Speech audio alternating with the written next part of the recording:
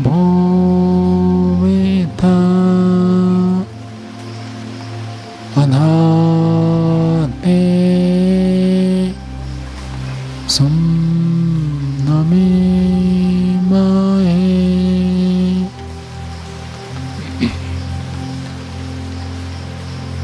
परम पिता परमात्मा संसार के कण कण में सर्वत्र व्यापक है, परंतु परमात्मा सूक्ष्म है, सूक्ष्माति सूक्ष्म है। इसलिए व्यक्ति मनुष्य परमात्मा की अनुभूति नहीं कर पाता। सामान्य व्यक्ति, सामान्य मनुष्य चाक्षुष दृष्टि से अथवा ऐन्द्रिक दृष्टि से ही विषयों का बोध करता है। जो वस्तु, जो पदार्थ, जो तत्व इंद्रियों से गोचर हो जाता है वो प्रत्यक्ष होता है, और प्रत्यक्ष सबसे बड़ा बलवान होता है। प्रमाण, कितने प्रमाण होते हैं प्रभुदत्त जी? 8 प्रमाण है। सबसे पहला है प्रत्यक्ष प्रमाण, और प्रत्यक्ष प्रमाण सबसे बड़ा बलवान है। प्रत्यक्ष प्रमाण के विरोध कोई प्रमाण आए तो काम नहीं करेगा। आपने चख कर देखा है कि वो मीठा है, आप कोई कह दे, कितने में कह दे कि फीका है, और कितना अनुमान लगा दे, कोई कितना में सत्यवादी व्यक्ति हो, आपने चख कर देखा है मीठा है, अब उसको कोई कितने में कहे तो वो हमें बोध नहीं होगा, स्पष्ट नहीं होगा। हमारा प्रत्यक्ष को विपरीत कुछ आए तो नहीं होगा। तो सारा संसार हमारे लिए प्रत्यक्ष है, और परमात्मा योगी के लिए तो प्रत्यक्ष है, और लौकिक व्यक्ति, सांसारिक व्यक्ति के लिए परोक्ष रहता। तो इसलिए परमात्मा का प्रभाव कम रहता है और संसार का प्रभाव अधिक रहता है, क्योंकि संसार का प्रत्यक्ष होता है, परमात्मा परोक्ष है। परमात्मा का ज्ञान कैसे होता है? हम शास्त्रों को पढ़ते हैं तो हमको ज्ञान होता है, हम अनुमान करते हैं कि जैसे इस भवन का बनाने वाला कोई है, धरती का भी बनाने वाला कोई है, तो ऐसे इसको कहते हैं अनुमान प्रमाण। अनुमान से परमात्मा को जानते हैं, शब्द प्रमाण से परमात्मा को जानते हैं, उपमान प्रमाण से परमात्मा को जानते हैं। संसार के बनाने वाला कोई करता है नहीं, और तो अन्यों का अभाव है और संसार बना हुआ है, तो अभाव प्रमाण से व्यक्ति जानता है, और कोई नहीं है, इसलिए परमात्मा है। जब योग साधना करते हैं तो प्रत्यक्ष होता है। यदि व्यक्ति ऋषियों को बात को प्रत्यक्ष तुल्य सत्य मानकर चले, ईश्वर के ऊपर यदि पूर्ण विश्वास हो जाए, ईश्वर के प्रति यदि पूर्ण श्रद्धा हो जाए, तो आध्यात्मिक मार्ग में तीव्र उन्नति होगी। हम सब जानते हैं ईश्वर सर्वद्रष्टा है, सबको देखता है, फिर भी व्यक्ति गलत काम कर देता है, क्योंकि अभी वैसी अनुभूति नहीं हो रही है। जैसे अनुभूति, कोई व्यक्ति रास्ते में चलता है, ट्रैफिक का सिग्नल है, लाल बत्ती है, और ट्रैफिक पुलिस खड़े, उनके पास भी गाड़ी है, कोई क्रॉस करे तो उसको पकड़ सकते हैं, जरूर चालान काट देंगे। तब व्यक्ति रुक जाता है, और जब लगता है कोई समस्या नहीं होगी तो लाल बत्ती को भी पार करके चला जाता है। कई लोग चलते हैं, जो नियमों का पालन करते हैं वो नहीं करते। अन्य लोग जो होते हैं, सबको जल्दी रहती है तो लाल बत्ती होने पर भी पार कर जाते। यदि पता चले कोई दंड नहीं मिलेगा, दंड मिलेगा तो रुक जाते। तो हम गलत आचरण करते हैं, इसका मतलब है परमात्मा हमको देख रहे हैं और दंड अवश्य मिलेगा, ये बोध नहीं है।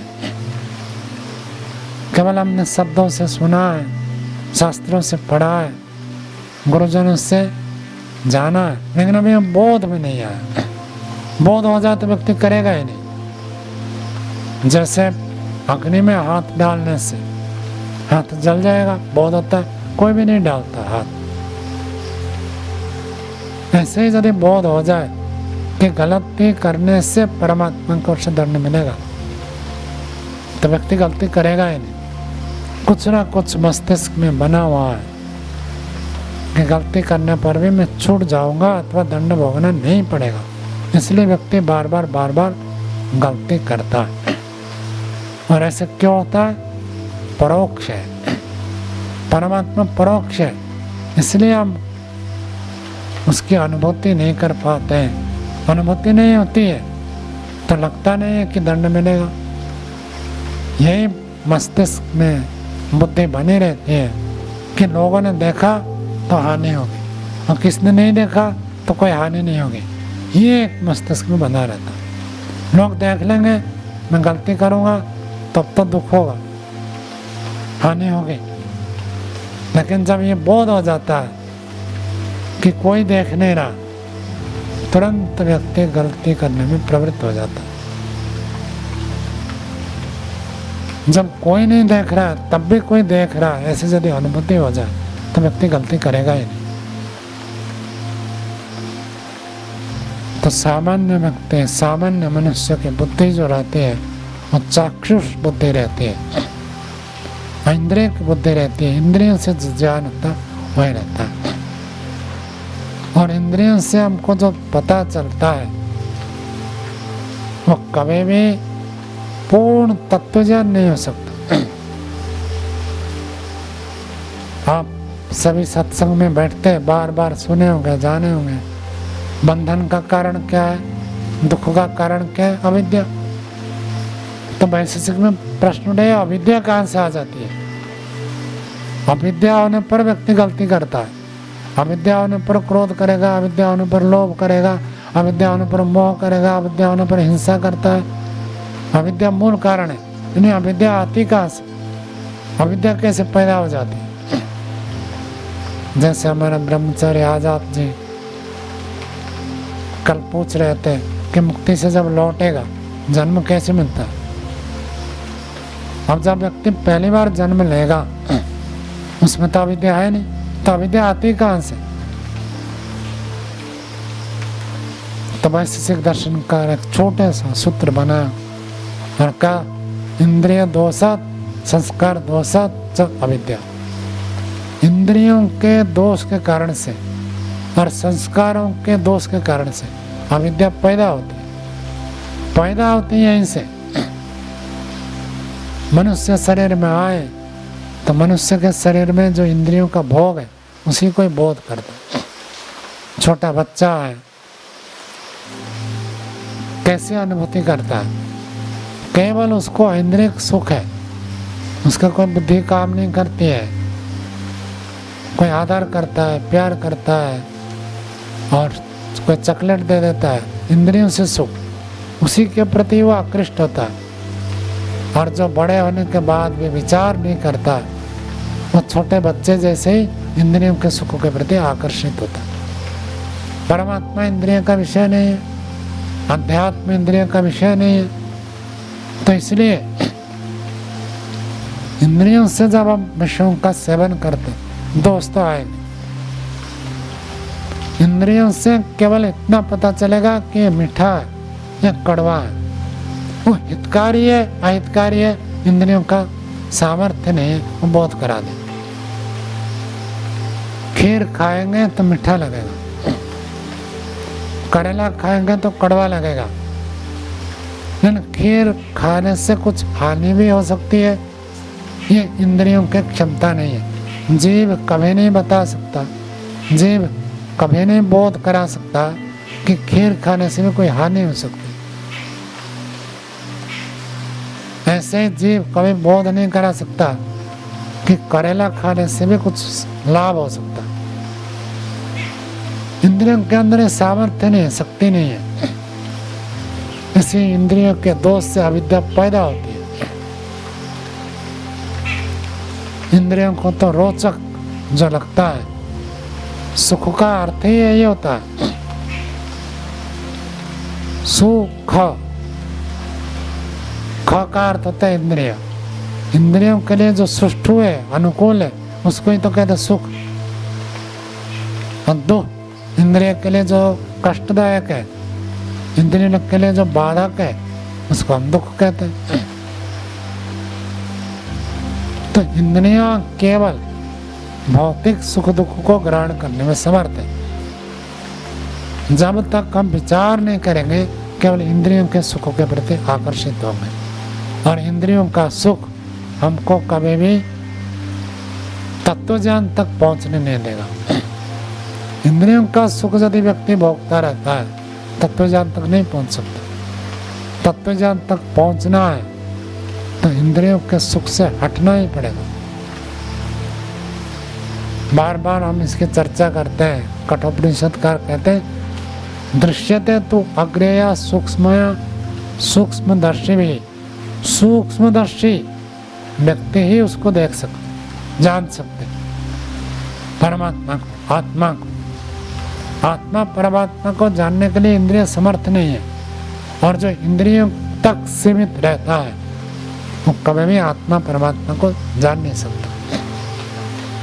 स्वतः स्वतः उपनिषद में बड़े विस्तार से इसकी चर्चा की है। का जो दिखता है उसके अंदर न दिखने वाला, जो अनित्य है उसके अंदर नित्य है, जो हमको इंद्रियों से गोचर होता है उसके अंदर अतीन्द्रिय छुपा हुआ, परमात्मा छुपा हुआ है। ऐसा सर्वभूतेषु गूढ़, ये परमात्मा जो सभी भूत सभी जड़ चेतन के अंदर छुपा हुआ है। आंखों से देखना चाहेंगे तो कभी भी नहीं दिखेगा। तो आंखों से, इंद्रियों से हटकर जो सोचता है वही व्यक्ति अध्यात्म में चल सकता है। आंखों से तो यही दिखाई देगा।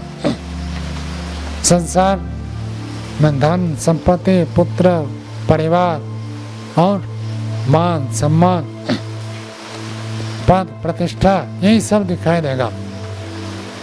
जो इन्हीं को ही देखता है, इन्हीं के लिए बुद्धि लगाता है, दिखा और उसी के पीछे बुद्धि लगाता है, तो अध्यात्म में विशेष गति प्रगति नहीं कर पाएगा।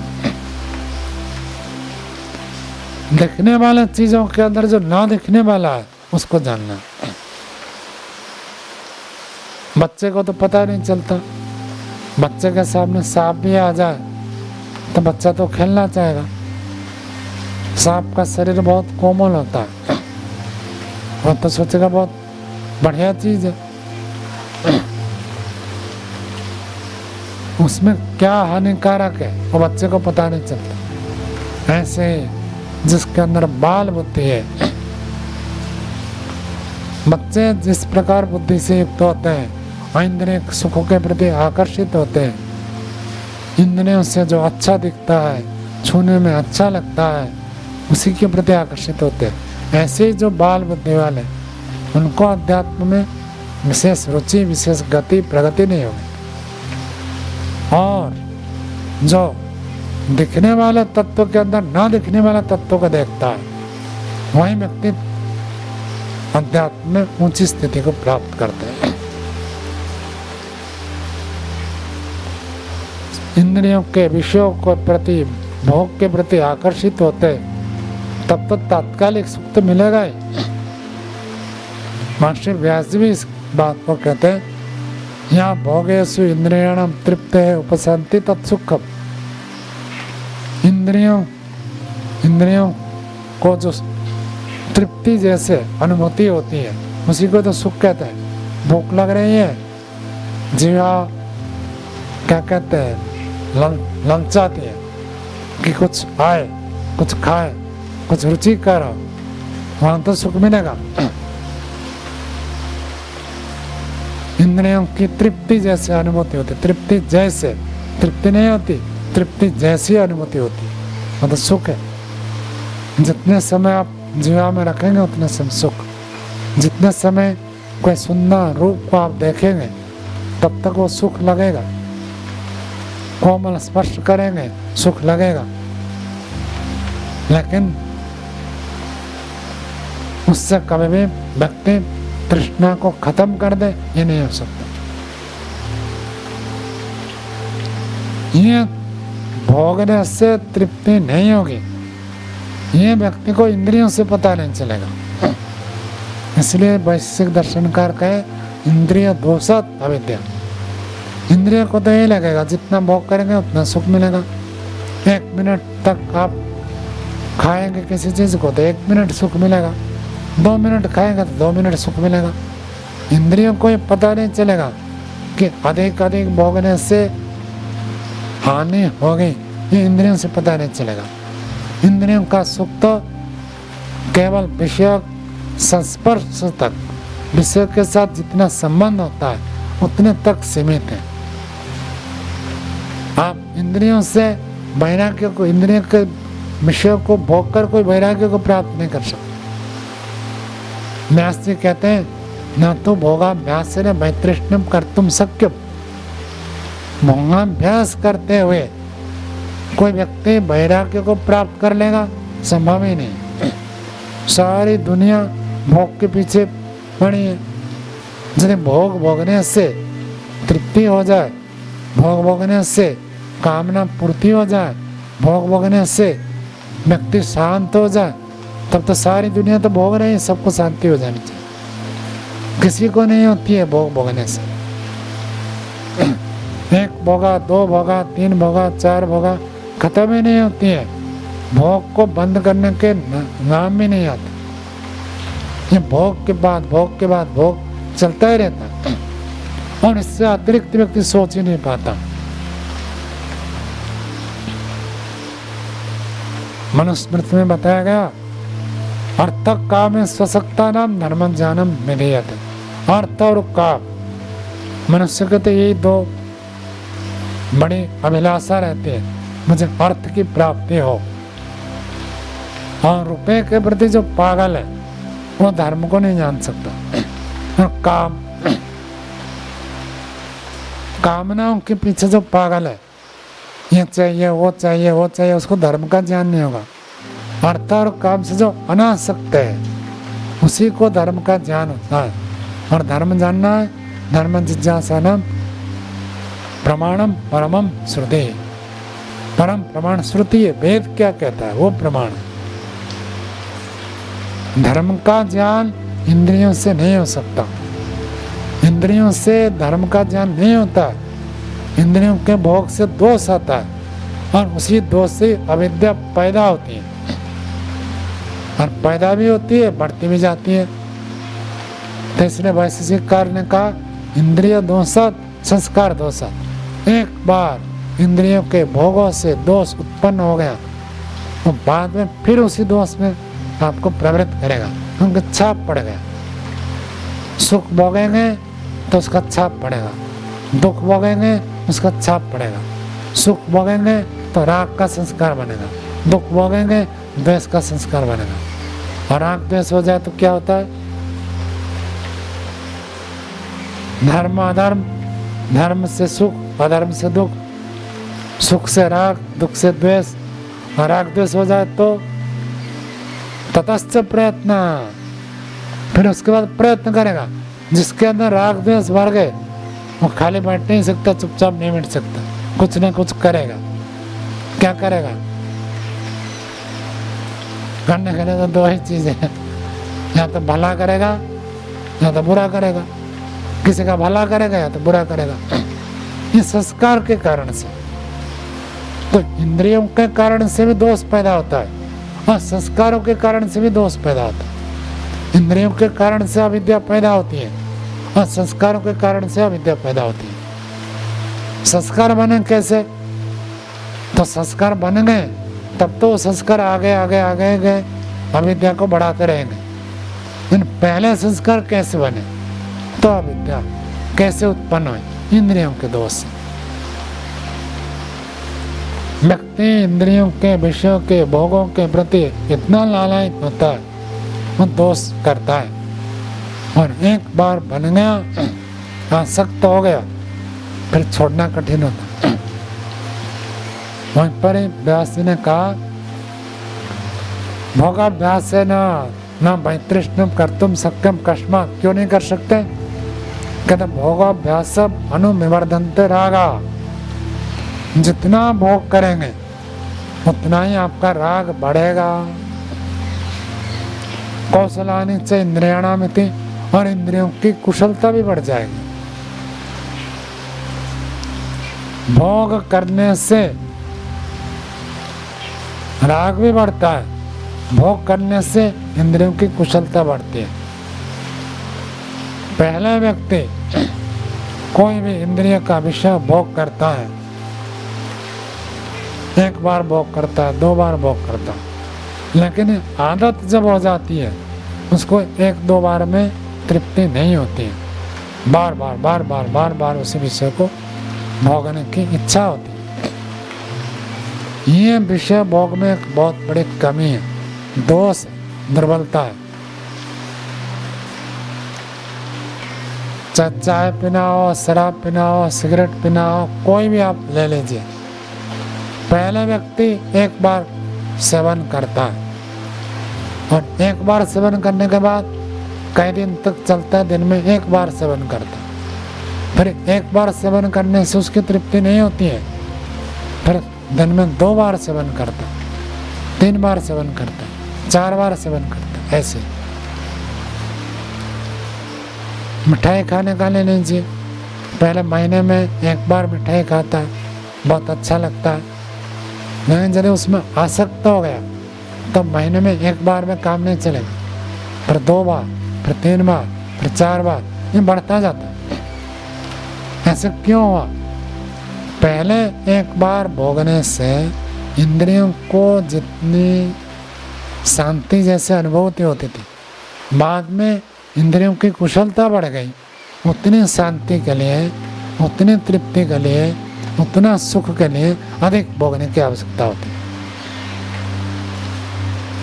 पहली बार जो सिगरेट पीता है, शराब पीता है, उसको गले में ज्वलन होता है, खांसी होती है, कड़वा कड़वा लगेगा, उल्टी जैसे लगेगा, लेकिन बार बार उसका अभ्यास करता है तो कुछ नहीं लगता। पहले तो पानी मिलाकर पीते हैं, हमने कभी पिया नहीं है, सुना है, पहले पानी मिलाकर पीते हैं, और बाद में ऐसे होता है पानी की जरूरत नहीं, सीधा बोतल पैक कर लेते। चलो वो तो हम लोग के क्षेत्र से बाहर है। मिर्च का ले लीजिए, मिर्च खाते हैं तो पहली बार जब व्यक्ति मिर्च खाएगा मुंह जलता है, खाते खाते ऐसे अभ्यस्त हो जाता है, तो कितना भी मिर्च हो हम बिल्कुल खा नहीं सकते, एक बार मुंह से रखेगा तो थूकना पड़ेगा, लेकिन इतना मिर्च व्यक्ति खा लेता है। आदत होती है, इंद्रियों की कुशलता बढ़ जाती है।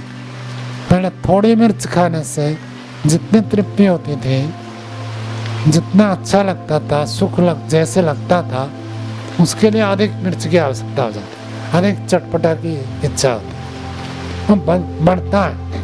इसी को कहते हैं इंद्रियों की कुशलता है। तो इंद्रियों की कुशलता बढ़ती है, और जितना भोग करते हैं उतना राग भी बढ़ता है, और एक बार राग हो गया तो दूसरे बार भोग करने के लिए धक्का मारेगा। जिसके अंदर राग नहीं है वो बच जाता है, राग है तो राग ही उसको जबरदस्ती धक्का मारेगा। सत्संग में बैठे तब तो अच्छे विचार बनेगा, विवेक की, वैराग्य की भावनाएं उसके अंदर उद्भूत होगी, लेकिन जैसे ही व्यवहार में प्रवृत्त होगा, जो अंदर छुपा हुआ राग है वो भरकर आएगा। कैसे आता है? आलम्बन। किसने कह दिया, किसने सुना, अथवा कोई वस्तु सामने आ गई, अथवा कभी उसकी स्मृति का कोई कारण बन गया, तो आलम्बन आते वो राग फिर उद्भूत हो जाएगा, फिर वो प्रेरित करेगा, धक्का मारेगा, जाओ जाओ भोगो। तो इसी को समझना अत्यंत आवश्यक होता है। यदि व्यक्ति सावधान रहे तभी इंद्रियों के आकर्षण, भोग के आकर्षण, अथवा यूं कहिए विषयों के हानि को समझ सकता। स्वामी सत्यव्रत जी महाराज कहा करते थे, आप या तो ईश्वर से जुड़ोगे या तो प्रकृति से जुड़ो। ईश्वर को छोड़े तो संसार से जुड़े, और संसार को छोड़े तो ईश्वर से जुड़े। संसार के प्रति विषय, भोग के प्रति वासना बनी तो ईश्वर छूट जाता। और जब ईश्वर को हम धारण करते हैं, अर्थात ईश्वर प्रदान करते हैं, मन में ईश्वर का चिंतन करते हैं, तो विषय भोग से बचे रहते हैं। तो व्यक्ति ईश्वर का चिंतन ना करे और विषयों के आकर्षण से बच जाए, ये नहीं हो सकता। किसी ना किसी विषय में, कोई शब्द में फंसता है, कोई स्पर्श में फंसता है, कोई रूप में फंसता है, कोई रस में फंसता है, कोई गंध में फंसता है, कोई लोकेशण में फंसता है, कोई वित्तेषण में, कोई पुत्रेषण में। कहीं ना कहीं व्यक्ति आकर्षित होगा यदि ईश्वर को छोड़ देता। और ईश्वर का ऐसा हो जाए तो तीनों ऐसा छूट जाते। ईश्वर ऐसा नहीं है तो तीनों में से कहीं एक में रहेगा, और एक के लिए दूसरे भी चाहिए, तो ये चक्र पूरा चलता रहता है। और ये विषय इतना आकर्षित करते हैं मनुष्य को, जानते हुए भी व्यक्ति उससे अप्रभावित नहीं रहता है, वो अत्यंत प्रभाव डालते हैं। तो इसी को ही माया नाम से कहा जाता है।